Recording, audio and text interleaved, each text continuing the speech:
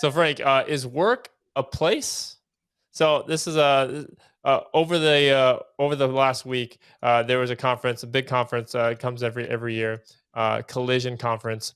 They talked about the future of the workplace. It was top of mind among founders, and we've been through this song and dance many times. But there's some interesting takeaways. Approximately 4 takeaways here from 4 companies that you've heard of before. First, from Evernote, more satisfied, talented global workforces. All of our job listings say global, period. Their second superpower is not commuting.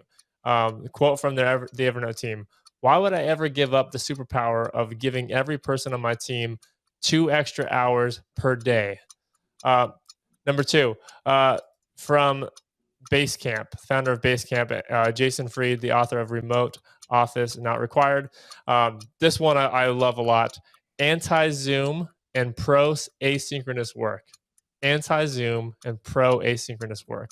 I think that is very different and very productive.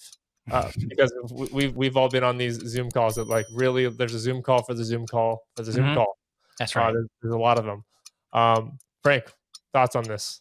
I once created like this chart of the emergence of productivity, people productivity, kind of like starting with your like Australopithecus africanus, and it went all the way through. But I had like one of the versions was Homo productus, which is like kind of like what we're talking about right now. And what I think is interesting here is that you've got like countermanding news out there. There was an article that came out yesterday that was kind of a combination viewpoint from Google, Facebook, Salesforce, all saying they're going back into the office, right? Like they're going to mandate going back into the office, and some of them even saying like we're going to be an office first company.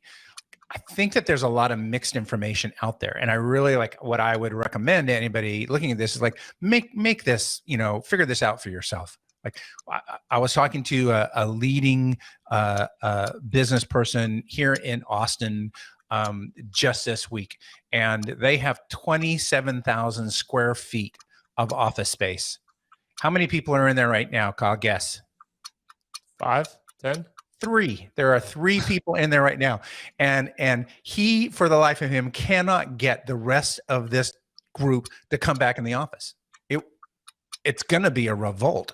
Well, he's just saying like that's not going to happen. He has to redo how this office is. So like everybody's got their own truth. Everyone's got their own reality. Some people are going to be mandating things. Some people have huge investments in real estate.